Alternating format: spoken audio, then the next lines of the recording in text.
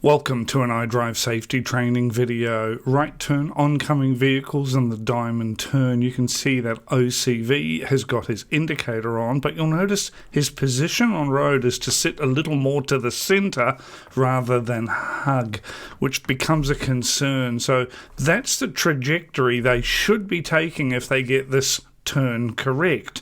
But as we go to turn right, we notice here it looks like they're starting to go straight out. So at this point, we're going to give them that gentle warning. We see them then stopping, which allows us to proceed through. It's important that you are continuously assessing even as you drive through. That safety buffer we talk about in our training or curriculum becomes imperative and life-saving at this point.